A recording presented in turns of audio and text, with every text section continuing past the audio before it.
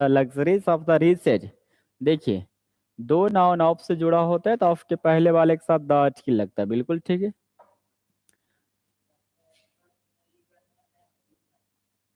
Riches के बारे में हम बात करेंगे। देखिए रिचेज के बारे में बात करेंगे तो रीच हमारा एडजेक्टिव है। रीच हमारा एडजेक्टिव है। जब रीच हमारा एडजेक्टिव है तो कन्फर्म हम बात करेंगे कि द रीच हमारा प्लूरल नाउन का काम करेगा। द रीच हमारा प्लूरल नाउन का काम करेगा। जब द रीच हमारा प्लूरल नाउन का काम करेगा भाई साहब, तो फिर हम कह सकते हैं ना कि यार रीच के साथ हम यस यस क्यों लगाएंगे। क्यों लगाएंगे, लगाने की कोई आवश्यकता ही नहीं है। रीच एडजेक्टिव है। द रीच आपका प्लूरल नाउन का काम करेगा। कन्फर्म यूज करिए the luxuries of the reach. जो प्लूरल नाउन ऑलरेडी है तो फिर रीचेज क्यों होगा। राइट आंसर आपका केवल द रीच होगा। ऑप्शन एक सुधारेंगे, एक का करेक्शन करेंगे और फाइनली आपका आंसर आएगा the reach. The reach finally answer आएगा। हालांकि रीचेज भी आता है, द रीच मैंने होते हैं अमीर लोग। रीचेज भी आता है तो रीचेज मैंने होता है धन संपदा। रीचेज जो होता है धन संपदा को रीचेज कहा जाता है।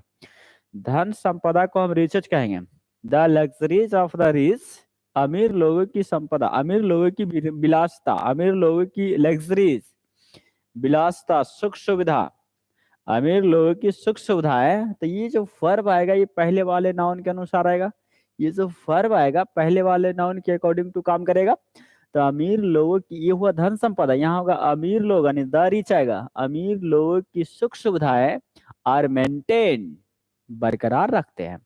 Bye depriving the poor people, the poor माने गरीब लोगों से वंचित करके, गरीब लोगों को वंचित करके ऑफ देयर ड्यूज, गरीब लोगों की अपनी अपनी जो ड्यूज होते हैं, अपनी अपनी बकाया जो होते हैं, उनकी बकायों को गरीब लोगों से वंचित करके अपनी मेंटेनेंस को बरकरार रखते हैं, अपनी मेंटेनेंस को बरकरार रखते हैं।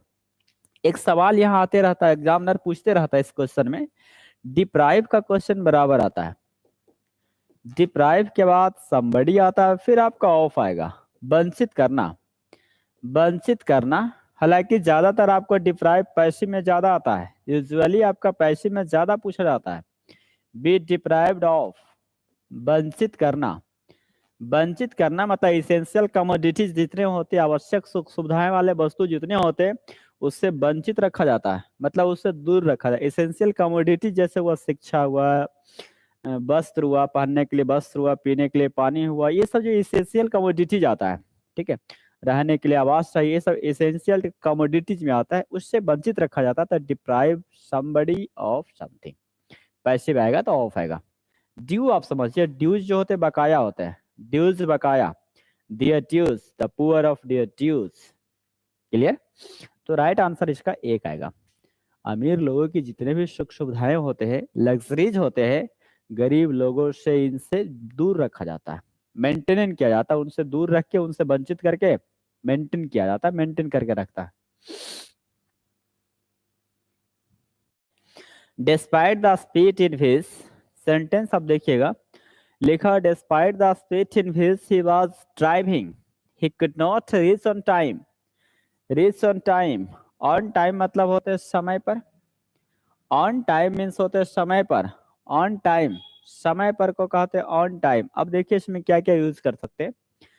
Despite the speed in which he was driving, जिस रफ्तार से वो ड्राइविंग कर रहा था उसके बावजूद भी वो समय पर नहीं पहुंच पाया।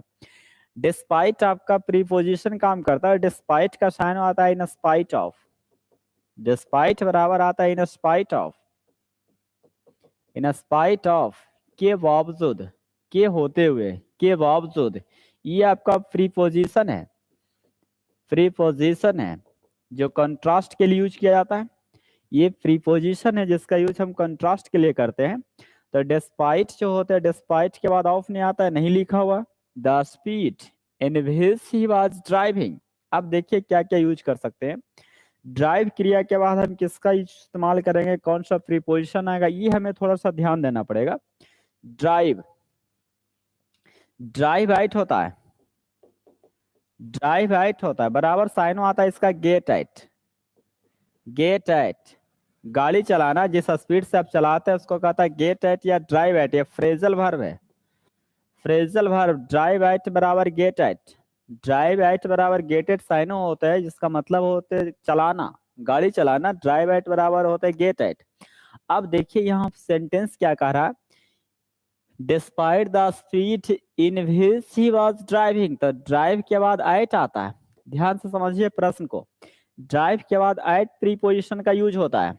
अब ड्राइव के बाद एट यूज करता है, यहाँ आगे आपको रिलेटिव प्रोनाउन विच लगा हुआ है। यदि रिलेटिव प्रोनाउन का मेंशन किया जाए तो यही प्रीपोजिशन आपको इसके पहले इस्तेमाल होता है। इसका मतलब हुआ इन नहीं, यहाँ एट विच होगा। किसका इसका इस्तेमाल करेंगे, एट विच। फिर समझिए, अभी हम आपको सिखा रहे हैं कि ड्राइव एट होता, गेट एट होता है। क्लियर, गेट एट या ड्राइव एट आता है। जब हम बोलेंगे ड्राइव एट होता है या गेट एट होता है, इसका मतलब प्रीपोजिशन आप लास्ट में लगा रहे हैं। और जहां जहां और जब जब प्रीपोजिशन लास्ट में आएगा तो रिलेटिव प्रोनाउन को रिमूव करना होगा, हटाना होगा। यदि आप रिलेटिव प्रोनाउन को यूज करना चाहते हैं, रिलेटिव प्रोनाउन आप लगाना चाहते हैं, तो यही प्रीपोजिशन इसके पहले यूज होता है। यानी यहाँ जो इन लगा हुआ है, इन के स्थान पर एट होनी चाहिए। यहाँ एट नहीं, बल्कि यही एट यहाँ यूज किया गया। वही ड्राइव एट जो था, उसी एट को यहाँ इस्तेमाल करना होगा। रिलेटिव प्रोनाउन के पहले जो प्रीपोजिशन आता है, वो पीछे छुपे हुए वर्ब के साथ लिखा हुआ जाता है। तो despite the speed at which he was driving, कर वह जिस रफ्तार से ड्राइविंग कर रहा था उसके बावजूद भी, जिस रफ्तार से ड्राइविंग कर रहा था उसके बावजूद, मैंने स्पीड से ड्राइविंग करने के बावजूद भी, he could not reach on time, समय पर नहीं पहुंच पाया। ऑप्शन आपका बी करेक्ट आंसर आएगा। क्या आएगा, बी करेक्ट आंसर आएगा। Orwell is one of those authors who do his best to irritate the reader. Orwell is one of those authors, Orwell उन लेखकों में से एक है जो, तो हु रिलेटिव प्रोनाउन अपने पहले वाले नाउन के अनुसार वर्ब लेता है ना। अपने पहले वाले नाउन के अनुसार। देखिए नियम क्या कहता हम समझते हैं। नियम कहता one of, either of, neither of, neither of, none of, है ना, एनी वन ऑफ के बाद जब भी यूज करेंगे तो द आर्टिकल होनी चाहिए। द आर्टिकल नहीं तो कंफर्म है कि डिटरमिनर आएगा, माई, हिज, दोज, दीज, ये सब आएगा। इसके बाद नाउन जब भी आएगा तो प्लूरल नाउन आएगा, जब भी नाउन आएगा तो प्लूरल नाउन आएगा। One of, either of, neither of, none of, any one of के बाद the article plural noun. Verb हमेशा सिंगुलर आएगा, वर्ब हमेशा सिंगुलर आएगा। और पॉसेसिव एडजेक्टिव जब भी आएगा तो हिज आएगा, हर आएगा अथवा इट्स आएगा। डियर नहीं आएगा, डियर नहीं आएगा। पॉसेसिव एडजेक्टिव जो आएगा या तो हिज आएगा, या हर आएगा, या इट्स आएगा। ठीक है, one of, either of, neither of, none of, any one of के बाद जब भी आएगा तो प्लूरल नाउन आएगा, singular verb, possessive adjective his या हर आएगा। क्लियर हो गया। परंतु ध्यान दीजिएगा, परंतु पर जैसे आएगा तो ध्यान देना है। One of,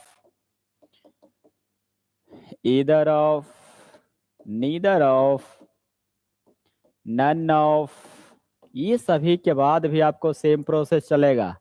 the article, plural noun. परंतु इस बात पर आप ध्यान दीजिएगा कि यहाँ रिलेटिव प्रोनाउन आएगा, हु आएगा, विच आएगा, या हो सके डेट आ जाए, इसकी कोई आता पता नहीं है।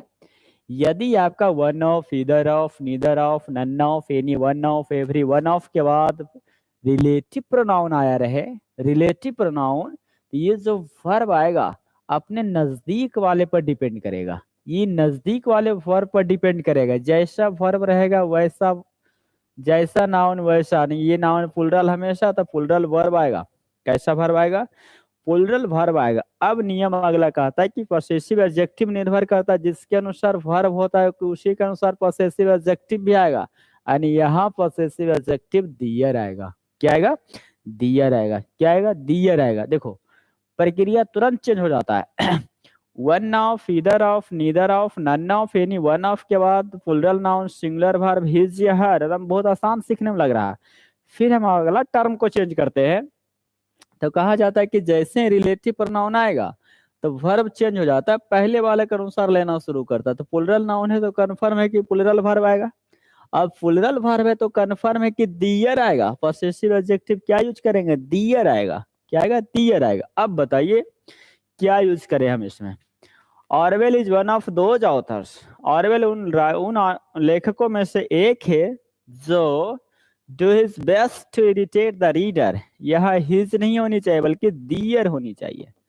क्या होनी चाहिए भाई साहब? दियर होनी चाहिए। दियर आएगा क्योंकि ऑथर्स के अनुसार डू सही है, इसी के अनुसार पॉसेसिव एडजेक्टिव आएगा। इरिटेट बने होते हैं, इरिटेट बने होते हैं चिढ़ाना, इरिटेट बने यहाँ होगा परेशान करना।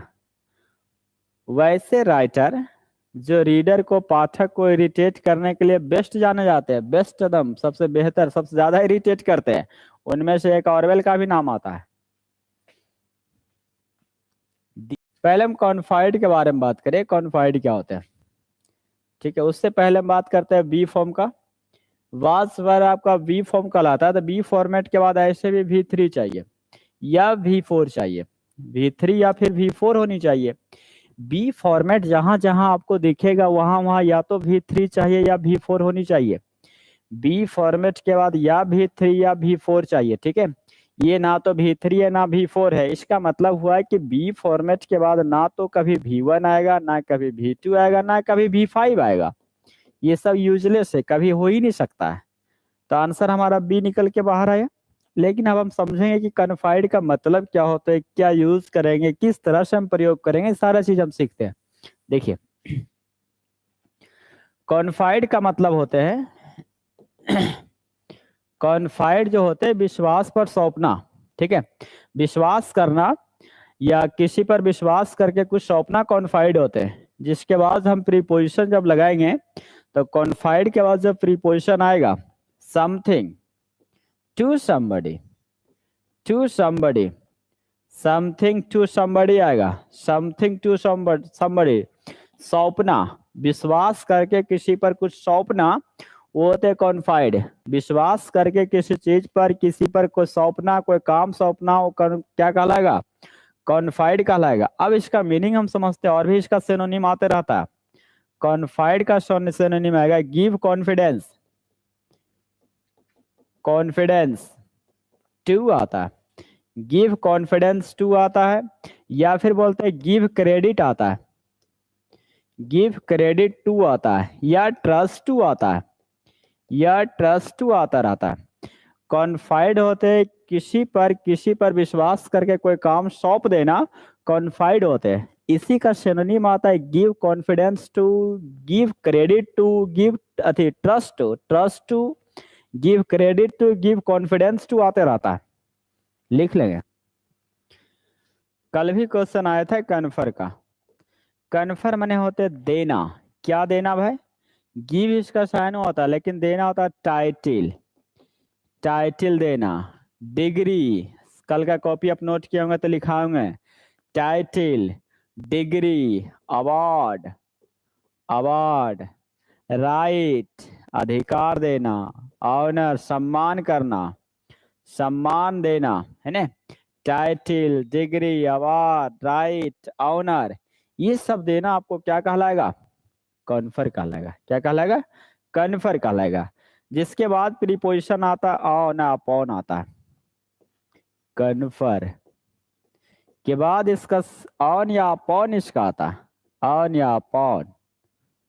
कन्फर के बाद प्रीपोजिशन या तो ऑन आएगा या अपॉन आएगा, जिसका साइन आता है वेस्टो, वेस्टो। गुण बांटना, गुण देना वेस्टो कहलाता है। सिमिलर मीनिंग आते रहता है। कन्फर के बाद ऑन या अपॉन प्रीपोजिशन आएगा।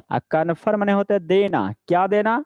टाइटल देना, डिग्री देना, अवार्ड देना, राइट देना, ऑनर देना, सम्मान करना, ये सारे के सारे कन्फर होते हैं।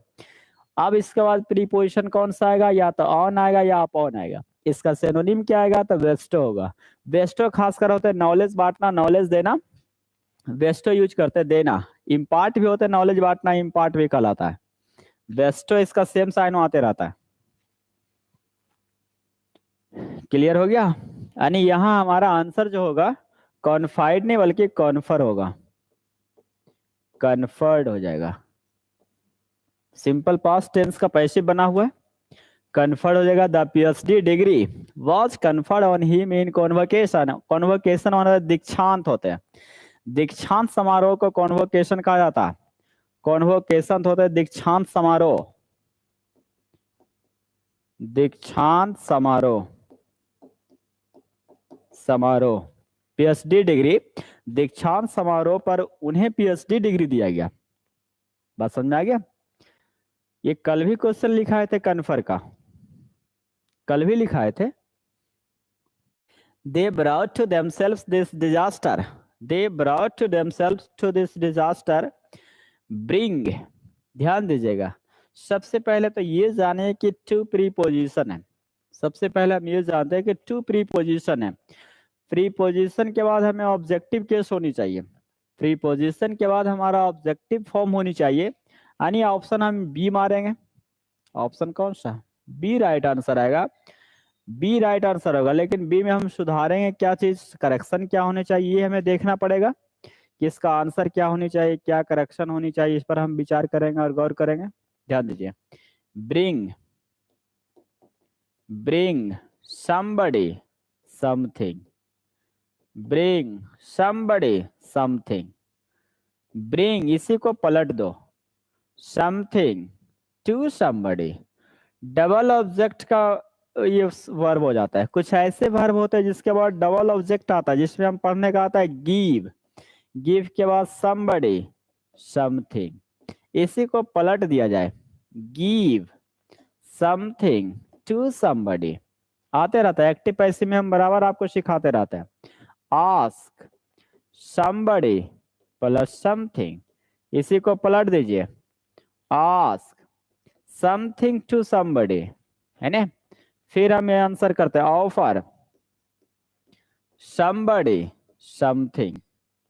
फिर इसी को आप पलट दीजिए, ऑफर समथिंग टू somebody, है ना। टीच, टीच somebody something, इसी को आप पलट दीजिए, teach something to somebody।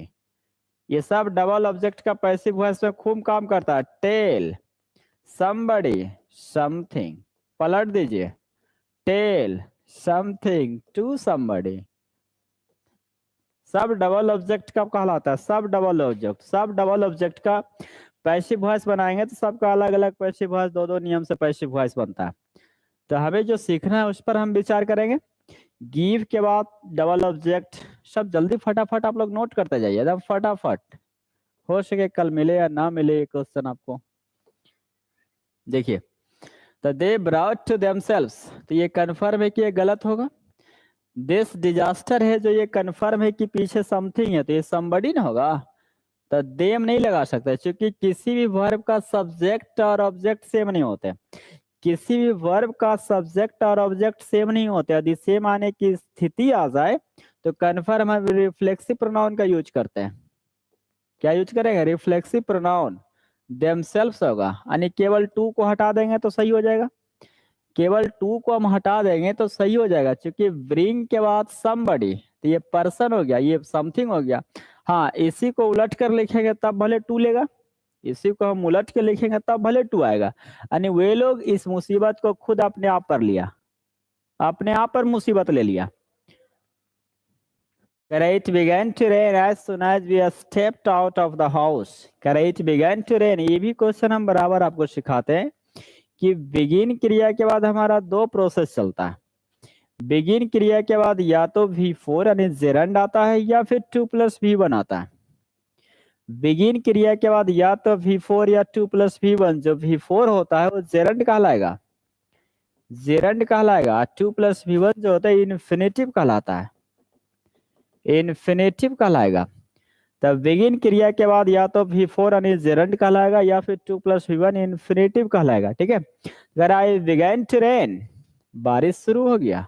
As soon as we stepped, as soon as, जैसे ही, ज्यों ही, we stepped out of the house, ज्यों ही हम घर के बाहर कदम रखे, जैसे ही घर से बाहर हुए बारिश शुरू हो गया। इसका मतलब हुआ कि एक घटना के बाद पास्ट में एक घटना के बाद सडन दूसरी घटना घटित हुआ रहे, जब जब पास्ट में एक के ठीक बाद दूसरी घटना घटित हो जाए तो दोनों टेंस सिंपल पास्ट टेंस में होते हैं।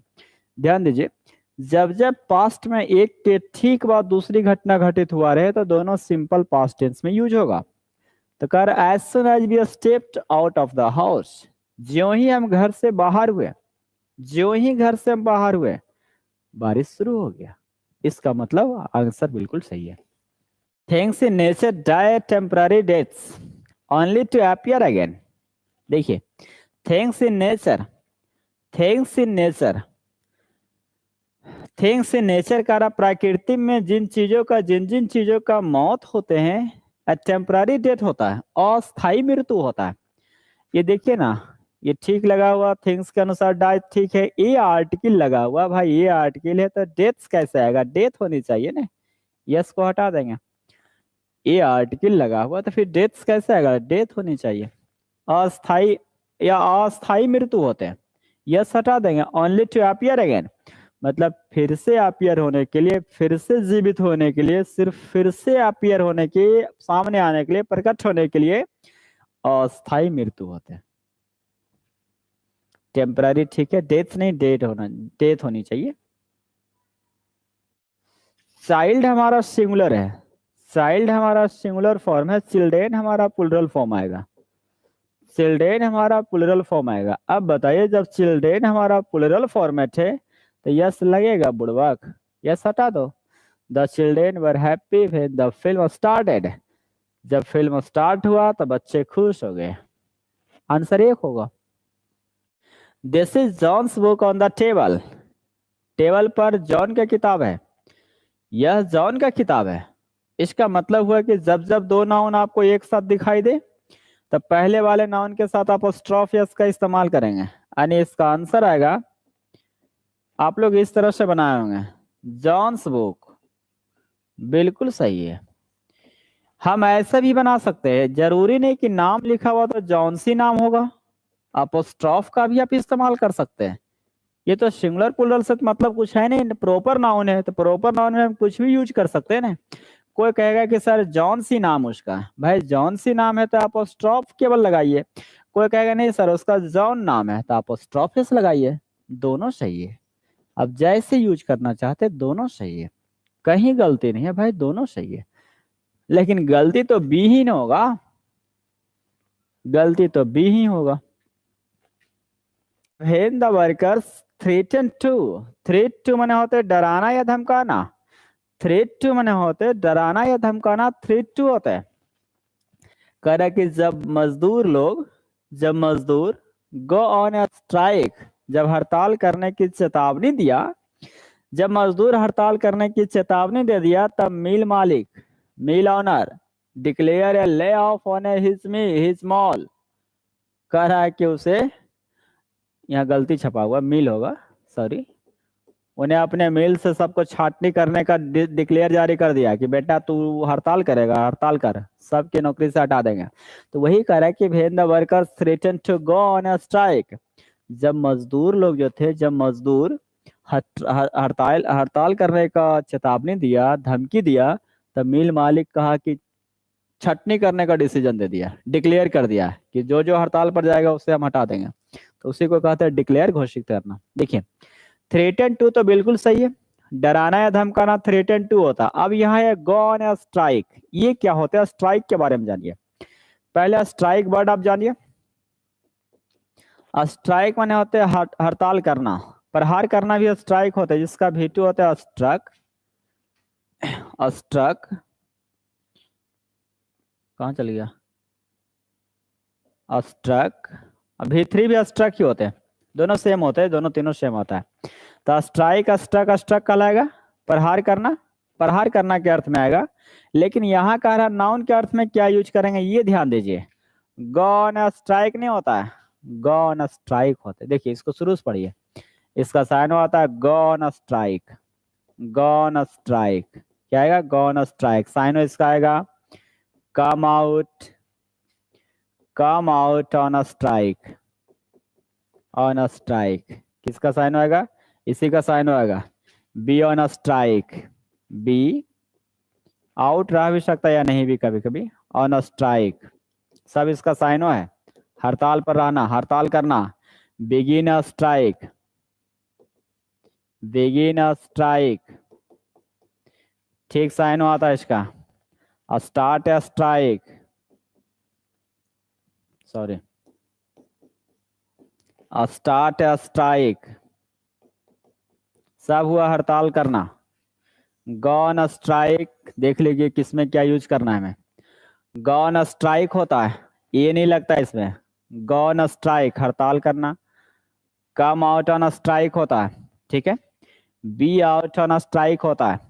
बिगिन स्ट्राइक होता है, बिगिन स्ट्राइक होता है, या स्टार्ट या स्ट्राइक होते हैं। सब हुआ हड़ताल करना, सब हुआ हड़ताल करना होते हैं। कॉल या स्ट्राइक भी होते हैं। इसके अलावा भी आपको जानकारी दे देते हैं। पहले इसको छाप लीजिए जल्दी से, फटाफट जाले।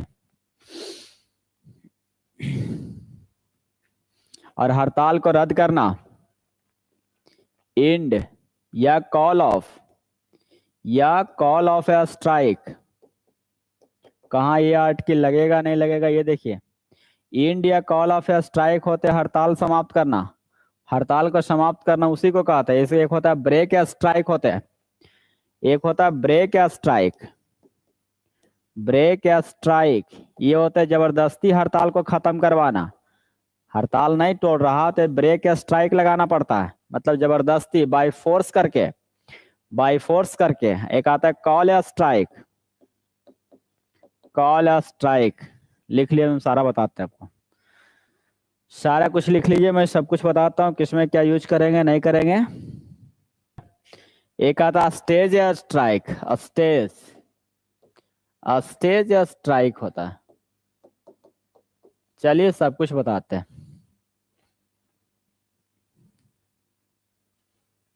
ध्यान दीजिए, इसमें होता है, ये तो सेम साइन होता है, गो on strike, come out on strike.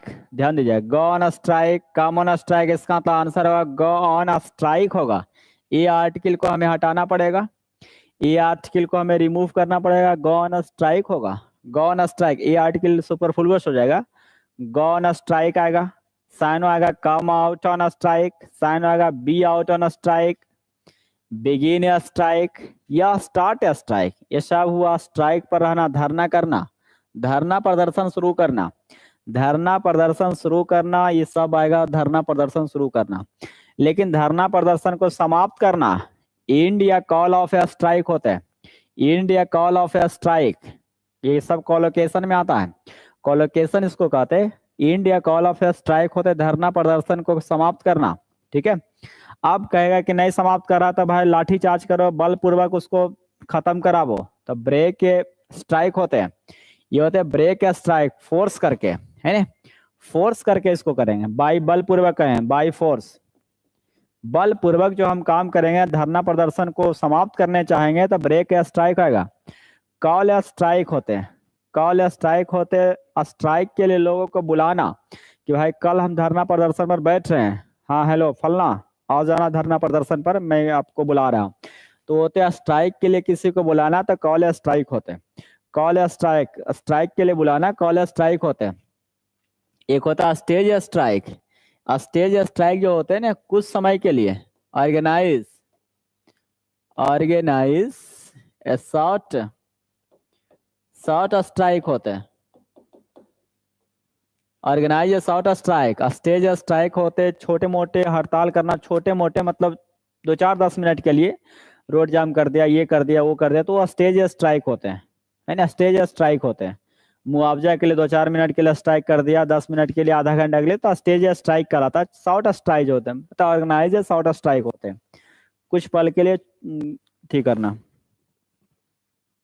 ये when the workers threaten to, जब मजदूर लोग जो थे, गो ऑन, ये आर्टिकल को हटाना पड़ेगा। ऑन स्ट्राइक, जब मजदूर वर्ग जो थे हड़ताल, हड़ताल करने का, हड़ताल जारी रखने का ये धमकी दिया, चेतावनी दिया, तो मिल मालिक कहा कि हम अपने मिल से आप लोग को छटनी कर देंगे। ले ऑफ होते हैं, ले ऑफ, हटाना, छटनी करना, छटनी होता है ले ऑफ, नौकरी से हटाना, ले ऑफ कहलाता है। ले ऑफ, नौकरी से हटाना, ले ऑफ कहलाता है। ये आर्टिकल रहेगा, वो तो उसके लिए आया, ले ऑफ के लिए। The people gather at the funeral, ध्यान दीजिएगा, एट द फ्यूनरल, ये भी क्वेश्चन आते रहता है। गैदर मने होते हैं एकत्रित होना या जमा होना, गैदर मने होते हैं एकत्रित होना या जमा होना, गैदर कहलाता है।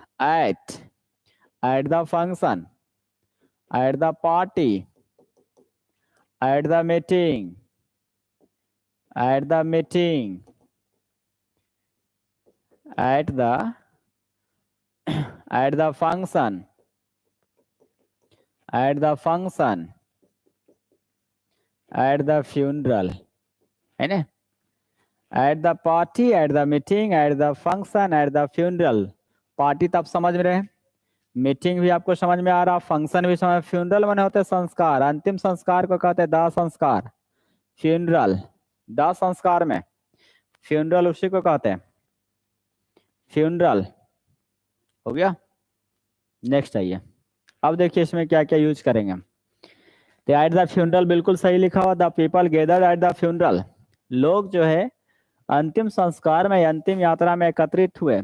टू पे रेस्पेक्ट, अब देखिए श्रद्धांजलि देने के लिए, श्रद्धांजलि देने के लिए पे रेस्पेक्ट नहीं होते हैं, इसमें क्या यूज करेंगे पे रेस्पेक्ट। देखिए इसमें क्या क्या यूज आएगा, सिखाते हैं रेस्पेक्ट के बारे में भी आपको।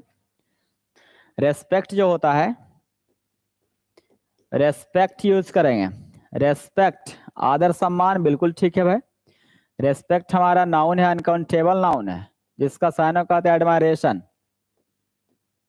एडमायरेशन आदर सत्कार से साथ हम जिसको करते हैं रेस्पेक्ट करते हैं, ऑनर करते हैं, सम्मानित करते हैं, एडमायरेशन करते हैं।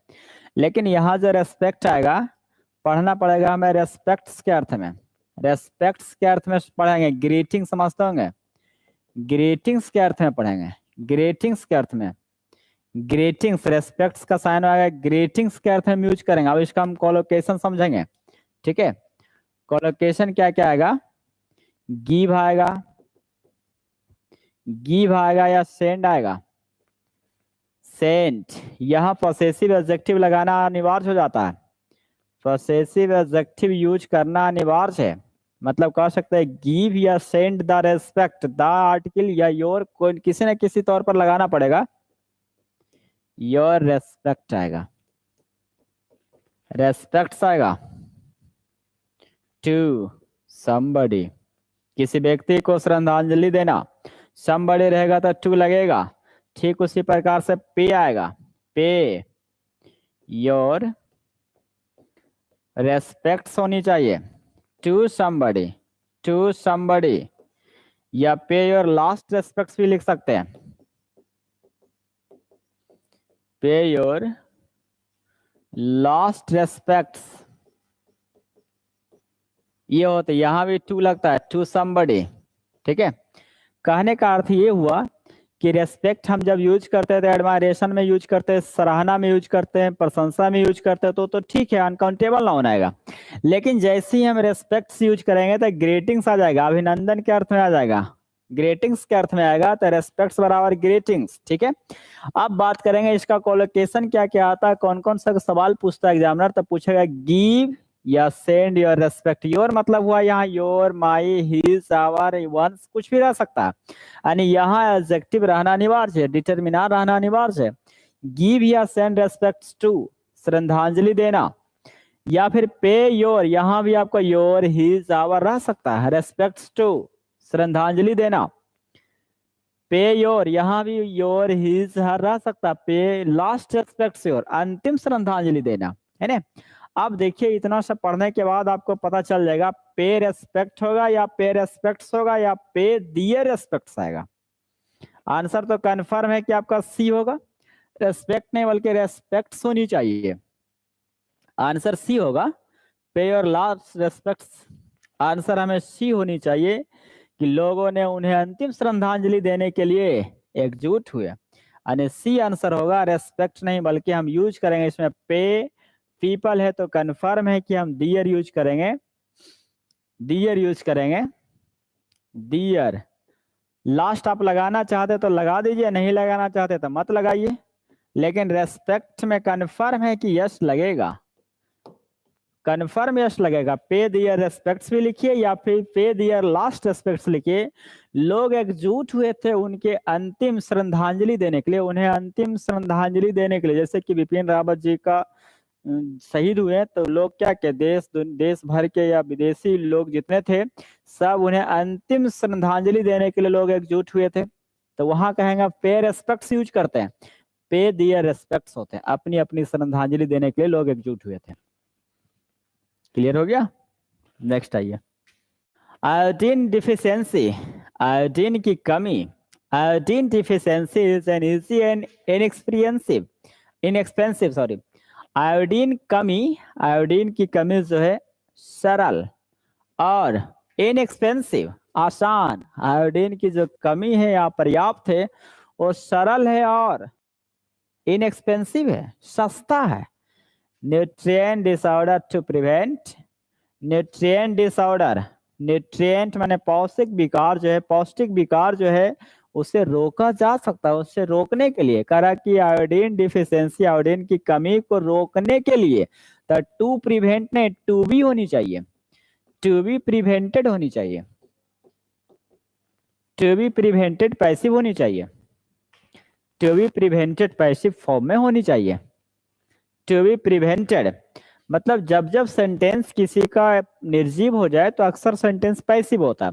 जब जब किसी सेंटेंस का सब्जेक्ट आपका निर्जीव हो जाए तब तब सेंटेंस को पैसिव में रखते हैं। तो वही कह रहा है कि आयोडीन की कमी जो है, आयोडीन की कमी को रोकने के लिए न्यूट्रिएंट डिसऑर्डर आसान और सरल बनाना होगा। आयोडीन की कमी को यदि हमें रोकना है, उसे रोकना है तो उसे हमें सस्ता करना होगा और सब सरल सुगम करना होगा ताकि लोगों तक इसकी पौष्टिक पहुंच सके। टू बी प्रिवेंटेड आएगा। जो भी ये मानते हैं हिज स्टेटमेंट ट्रू, कह रहा है कि whoever assumes his statement true, कह रहा वैसे लोग या वैसे पर्सन जो अपने स्टेटमेंट को सही मानते हैं। एज्यूम माने होते मानना, किसी चीज को बिना सच्चाई मान ले। देखिए एज्यूम का मतलब होता है किसी चीज को सत्य मान लेना बिना सच्चाई जाने। एज्यूम मतलब होता है किसी चीज को सत्य मान लेना बिना सच्चाई जाने हुए। यदि हम बिना सच्चाई जाने एज्यूम हम किसी बात को किसी चीज को सत्य मानेंगे तो एज्यूम कहलाएगा। तो वही कह रहा है कि वैसे लोग जो अपने स्टेटमेंट को बिना कुछ जाने सत्य मानता है, सत्य मान लेता है तो मूर्ख है। वो क्या है? मूर्ख है। इज फुलिश नहीं, इज अ फुल्ली फूल हो जाएगा। वो मूर्ख है या फिर आप फुलिश पर्सन है, या फिर फुलिश पर्सन है, फुलिश पर्सन है। या तो आप फुल लगाइए या फुलिश पर्सन लगाइए, क्योंकि पर्सन की बात हो रहा है ना कि वैसे लोग जो अपने स्टेटमेंट को सत्य मान लेता है वो मूर्ख है। तो मूर्ख है तो क्या होगा? फूल होगा। क्लियर हो गया? या फुलिश पर्सन लिखेंगे या फुल लिखेंगे, फुलिश नहीं होगा, केवल पर्सन का बोध कर रहा। जब जब दो नाउन एंड से जुड़ा रहे हैं दोनों के पहले द आर्टिकल लगा रहे हैं, the flower and the vine. Flower and फूल, और वाइन मैंने होता है लत की तरह, एक पेड़ पौधा होता है लत की भांति होता है जो छत उत पर लटकते रहता है, या फिर देखते होंगे। The flower and the vine are, तो कन्फर्म है क्या सही है? बिफोर सही है, बेल सही है, अच्छी बढ़ोतरी हो जाए, वृद्धि हो रहा, बिल्कुल सही है। बेल आपका एडवर्ब है। Get grow become feel smell taste are growing well, बिल्कुल सही है, सी आंसर आएगा, सी सही है। देखिए बहुत सारा कंफ्यूजन होगा कि सर आपने सिखाया था कि गेट ग्रो बिकम के बाद बिकम फील स्मेल टेस्ट के बाद एडजेक्टिव आपने सिखाए थे। जी हाँ हम एडजेक्टिव सिखाया था, लेकिन गेट ग्रो बिकम इसका मतलब होता है होना, होना, जबकि यहाँ ग्रो माने होता है वृद्धि होना, बढ़ोतरी होना। जब ग्रो बढ़ोतरी होना वृद्धि होना के अर्थ में तो एडवर्ब लेगा, तब बेल यहाँ एडवर्ब बिल्कुल सही है, लेकिन वही रहता ग्रो, ग्रो माने होना, तो कन्फर्म है कि वहां एडजेक्टिव आता। नेक्स्ट आइए। I jumped with the opportunity of going to Kashmir, कर मैं कश्मीर जाने की मौका का लाभ उठाया। जम्प टू द अपॉर्चुनिटी होते हैं, जम्प विथ नहीं होते, जम्प टू द अपॉर्चुनिटी होते हैं, मौके का फायदा उठाना। जम्प टू द अपॉर्चुनिटी तुरंत मौके का फायदा उठाना। जम्प टू द अपॉर्चुनिटी होते मौके का फायदा उठाना। जम्प टू द अपॉर्चुनिटी मौके का फायदा उठाना। 40 मिनट्स लेटर, 40 मिनट के पश्चात, James return to his family, अपने परिवार के पास लौट आया। करा 40 मिनट के बाद, 40 minutes later, James return to his family bearing an important piece of news. अब बताइए क्या यूज करें। करा 40 मिनट्स के बाद, 40 मिनट के पश्चात, जेम्स रिटर्न होगा या रिटर्न आएगा? रिटर्न होगा। क्या यूज करेंगे? रिटर्न यूज करेंगे। 40 मिनटों के बाद जेम्स जो है अपने फैमिली के पास लौट आया। तो सिंपल पास्ट टेंस है तो पास्ट की घटना को सिंपल पास्ट टेंस में यूज करेंगे, है ना। इंपॉर्टेंट पीस ऑफ न्यूज मतलब एक महत्वपूर्ण सूचना को लेकर अपने परिवार के पास आया, तो वहां रिटर्न होनी चाहिए, सिंपल पास्ट टेंस की घटना है। तुतनखामुन्स डेथ मास्क, कर तुतनखामुन्स का मृत्यु का मुखौटा, तुतनखामुन्स का मृत्यु का मुखौटा इज स्टिल अनटार्निश। अनटार्निश मतलब होता है बेदाग, टार्निश माने होता है कलंकित करना, टार्निश होता है। अनटार्निश मतलब होता है जो बेदाग है, जिस पर कोई दाग या धब्बा अब तक नहीं लगा, वो अनटार्निश होते हैं। टार्निश होते मतलब दाग या धब्बा लगाना, टार्निश कहलाता है। अनटार्निश मतलब होता है जिस पर कोई दाग नहीं, बेदाग। तो तुतनखामुन्स की मृत्यु का जो मुखौटा है आज भी बेदाग है, आज भी बेदाग है, उस पर कोई कलंक नहीं, कोई दाग नहीं लगा है। आफ्टर 34 सेंचुरीज, करा कि 34 34 शताब्दी के बाद भी, इवन आफ्टर होनी चाहिए, इवन आफ्टर, चूंकि जोरदार दे रहा, इवन आफ्टर होनी चाहिए, आफ्टर के स्थान पर इवन आफ्टर। करे इवन आफ्टर 34 सेंचुरी, 34 शताब्दी वर्ष के पश्चात भी आज उस पर कोई दाग नहीं है। तो ये सेंटेंस को इम्फेसिस बनाने के लिए, जोरदार बनाने के लिए हमें इवन आफ्टर लगाना पड़ेगा। नहीं कहेंगे 10 वर्षों के बाद भी तुम जस के तस दिखती हो, है ना। 50 वर्षों के बाद भी तुम जस के तस दिखते हो। यानी यहाँ इम्फेसिस बनाने के लिए, जोरदार बनाने के लिए किसका यूज करेंगे? इवन का यूज करेंगे, इवन आफ्टर होनी चाहिए। तो वही कहा है, तुतनखामुन का जो डेथ है, मृत्यु का मुखौटा जो है आज भी बेदाग है, उस पर एक दाग नहीं है। कब? कर 34 शताब्दी वर्ष के पश्चात भी आज भी बेदाग पड़ा हुआ है। बिल्कुल सही हो जाएगा। और स्टिल की हम बात करेंगे तो स्टिल का यूज तो प्रेजेंट टेंस में आता है। स्टिल का यूज कंटिन्यू रहेगा तो कंटिन्यूअस टेंस में जाएगा, कंटिन्यूअस टेंस में जाएगा। और कंटिन्यूअस टेंस उस वर्ब का नहीं बनेगा तो सिंपल प्रेजेंट टेंस आएगा, सिंपल प्रेजेंट टेंस आएगा। क्लियर? ही डिक्लेयर्ड, वह ये घोषणा किया, उन्होंने ये घोषणा किया कि ही वो नो मैंस मेंटल। बोलिए, उन्होंने ये बताया, उन्होंने ये डिक्लेयर किया कि वह कोई भी, उन्होंने नो मैंस मेंटल, मेंटल माने होते बाजू वाला, ये बाजू वाला होता है ना पूरा ऐसे बाह वाला, कर रही वो नो मैंस मेंटल, कि मैंस मेंटल बाजू वाला, किसी पुरुष का कपड़ा बाजू वाला जो होता है झुलझुला पूरा दम यहाँ तक, उसको नहीं पहना हुआ, नहीं पहनता था, नहीं पहना हुआ था। तो नहीं पहना हुआ था तो कन्फर्म में कंटिन्यूअस आएगा, ही वॉज बियरिंग आएगा, he was bearing, he was bearing होगा। क्यों आएगा? यदि हम कहेंगे कि घड़ी हम पहने हुए, यदि हम कहेंगे हम घड़ी पहने हुए तो I am wearing A watch होगा। मैं चश्मा पहने हुए तो आई एम वेयरिंग ए, इसको क्या बोल सकते हैं, स्पेक्टेकल्स बोल सकते हैं। तो ये चश्मा पहने हुए, घड़ी पहने हुए, कोट पहने हुए, तो कंफर्म है कि वेयरिंग कंटिन्यूअस आएगा, मेरा पहनना कंटिन्यू है। ऐसे जनरली तौर पर देखिएगा, कुछ ऐसे वर्ब होता है जो जनरली तौर पर कंटिन्यूअस शो करता है। स्लीप, सिट, स्टैंड, वियर, ये 4 ऐसे वर्ब होते हैं, है ना। स्लीप, सिट, स्टैंड, वियर, ये 4 ऐसे वर्ब होते हैं जिसका यूज हम अक्सर कॉन्टिन्यूअस में करते हैं, कॉन्टिन्यूअस में करते हैं। किस में यूज करेंगे? कॉन्टिन्यूअस में। स्लीप, सिट, स्टैंड, वियर, अक्सर इसका यूज हम कॉन्टिन्यूअस में करेंगे। स्लीप, सिट, स्टैंड, वियर, इसलिए ही was wearing no man's mantle आएगा।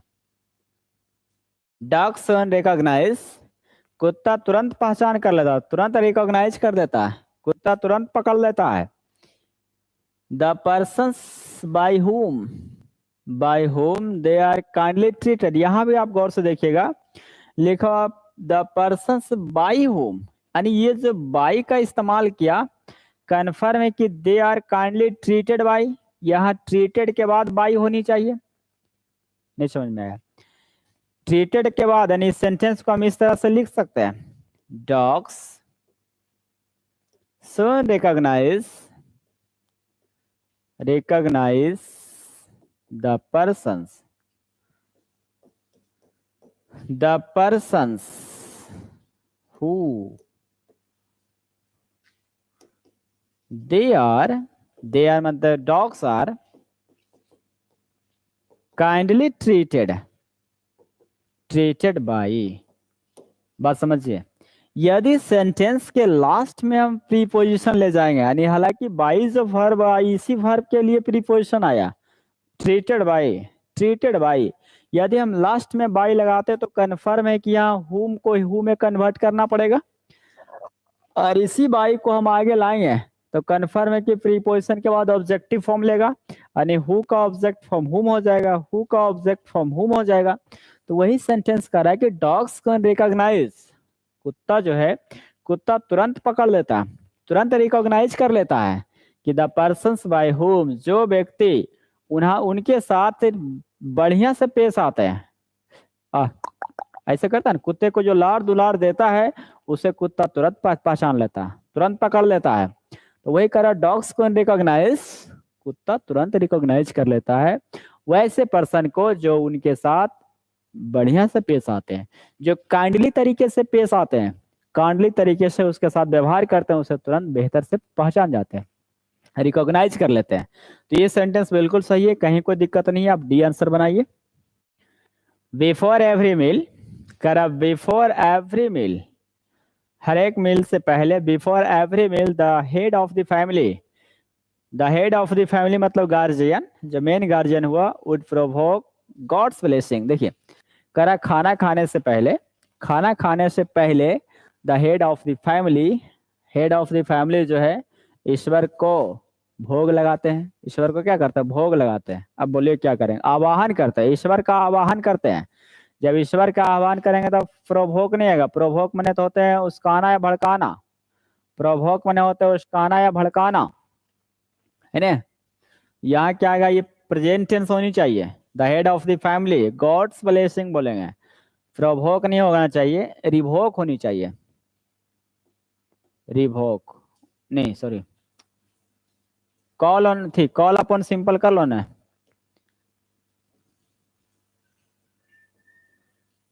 कॉल अपॉन, कॉल अपॉन होते हैं गॉड्स ब्लेसिंग, उसी को बोलते हैं ईश्वर का आवाहन करना, कॉल अपॉन होते हैं। तो सिंगुलर सब्जेक्ट है तो सिंगुलर वर्ब होनी चाहिए। प्रोवोक बने तो होते भड़काना, प्रोवोकेशन, प्रोवोक भड़काना, उस्काना, प्रोवोक, कॉल्स अपॉन होनी चाहिए, आवाहन करना, प्रोवोकेशन भले आते रहता है, प्रोवोक, रिवोक, प्रोवोक भी आ ही जाएगा, हालांकि प्रोवोक कंफ्यूजन इसमें लग रहा है, प्रोवोक, कॉल्स अपॉन कर लो, कॉल अपॉन आवाहन करने का साइन आता है, मतलब प्रोवोक भी आप लगा सकते हैं, लेकिन उड़ नहीं आएगा। क्यों नहीं उड़ आएगा, क्योंकि यहाँ रह के कह रहा कि खाना खाने से पहले the head of the family, head of the family जो है गॉड ब्लेसिंग जो है ईश्वर को आवाहन करते हैं, तब प्रोवोक्स होनी चाहिए, सॉरी ठीक है प्रोवोक्स आएगा, प्रोवोक्स आएगा, या कॉल अपॉन लिखिए, कॉल्स अपॉन, कॉल्स अपॉन या फिर प्रोवोक्स लिखिए, कंफर्म हो गया। I have been invited to a party hosted by my cousin sister, ये तो सबसे आसान क्वेश्चन है।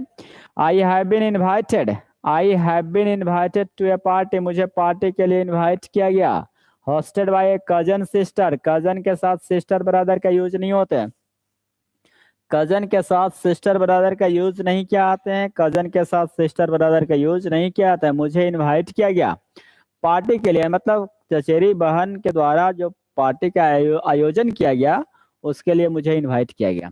यहाँ देखिए पार्टिसिपल है, पार्टी आपका नाउन है, हॉस्टेड आपका V3 है, बाई मतलब जिस पार्टी का कारण मुझे इनवाइट किया गया, कजन सिस्टर मतलब कजन के द्वारा आयोजित किया जाने वाला पार्टी के लिए मुझे इनवाइट किया गया, noun plus V3 plus noun जो होते हैं पास्ट पार्टिसिपल कहलाता है, और पास्ट पार्टिसिपल हमेशा हमेशा हमेशा पैसिव वॉइस का रूप लेता है, इसलिए होस्टेड बाय लिखा हुआ है, noun plus V3 plus noun. ठीक है। अगर किसी सेंटेंस का सब्जेक्ट वन रहे तो कन्फर्म है कि पॉसेसिव एडजेक्टिव भी वंस आएगा, वंस होनी चाहिए। One's should have one's teeth, है ना। जब जब किसी सेंटेंस का सब्जेक्ट वन होगा तो कन्फर्म है कि पॉसेसिव एडजेक्टिव भी वंस आएगा। ये आर्टिकल आएगा पर्सन के लिए, किसके लिए? पर्सन के लिए। लेकिन ऑनेस्ट के पहले आपका ये नहीं, आयन आएगा, आयन ऑनेस्ट पर्सन आएगा। हिंदी उच्चारण के अनुसार हम यूज करते हैं। यदि आपका साउंड आएगा, वॉवेल साउंड आएगा, वॉवेल साउंड आएगा तो कन्फर्म हम कि आयन यूज करेंगे। जैसे ई। कॉन्सोनेंट साउंड आएगा, कॉन्सोनेंट साउंड आएगा, जैसे हम बात करें क, ख, ग, ये सब आएगा तो कन्फर्म ए का यूज करेंगे। क्लियर हो गया? तो आयन ऑनेस्ट आएगा। इज अपराइट, ईमानदार व्यक्ति जो होते हैं वो ईमानदार ही होते हैं, ईमानदार पर्सन जो होते हैं अपराइट होते हैं, सरल स्वभाव का होते हैं। In speech, upright in speech मतलब होते हैं साफ बोलना, अपराइट इन स्पीच साफ बोलना। इट इज पेनफुल टू, देखो टू के बाद तो V1 होनी चाहिए ना, तो सी आपका V1 है, सी V1, सा V2, सीन V3।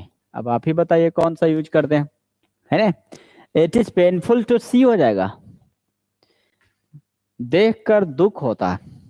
एक कह रहा है इट इज पेनफुल टू सी, देखकर दुख होता है, तकलीफ होता है कि सम यंगस्टर्स, कुछ जो युवा वर्ग जो के लोग जो होते हैं, कुछ युवा लोग होते हैं, are killing time, killing time माने वेस्टिंग टाइम बोल सकते हैं, वेस्ट टाइम इसी को बोलते हैं, वेस्ट टाइम, वेस्ट टाइम समय बिताना, समय नष्ट करना, किलिंग टाइम उसी को कहते हैं।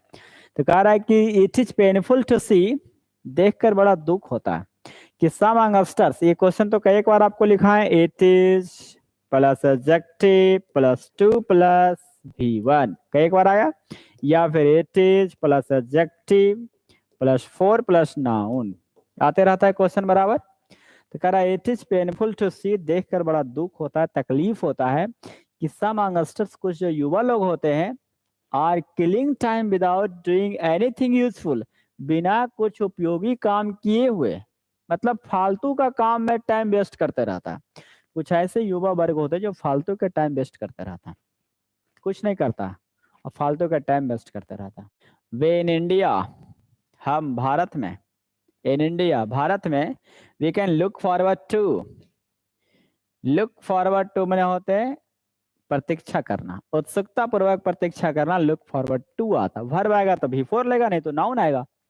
वही कह रहा वे इन इंडिया, हम भारत में उत्सुकता पूर्वक प्रतीक्षा कर सकते हैं। कंफर्टेबल, ये आर्टिकल आया तो कन्फर्म ये आर्टिकल लाइफ के लिए आया, लाइफ आपका नाउन है तो इसके पहले एडजेक्टिव चाहिए। कंफर्टेबल आपका एडजेक्टिव है, कंफर्टेबल आपका एडजेक्टिव है। सेटल आपका वर्ब है, हमें एडजेक्टिव बनाने के लिए हमें क्या करना पड़ेगा? डी लगाना पड़ेगा भाई, सेटल्ड यूज करना पड़ेगा, सेटल्ड लाइफ यूज करना पड़ेगा। व्यवस्थित जीवन, सेटल्ड लाइफ, व्यवस्थित जीवन। एंड का काम है दो समान शब्द को जोड़ना, तो एंड के पहले यदि एडजेक्टिव है तो एंड के बाद भी एडजेक्टिव होनी चाहिए, यानी आंसर आएगा B in India can look forward to, हम इन द 21st सेंचुरी, 21वीं शताब्दी में, कर हम 21वीं शताब्दी में आराम सुकून की जिंदगी जीने की प्रतीक्षा कर सकते हैं, उम्मीद कर सकते हैं, है ना। तो सेटल्ड आएगा तो आंसर आपका बी होनी चाहिए, क्योंकि एंड का काम है दो समान शब्दों को जोड़ना।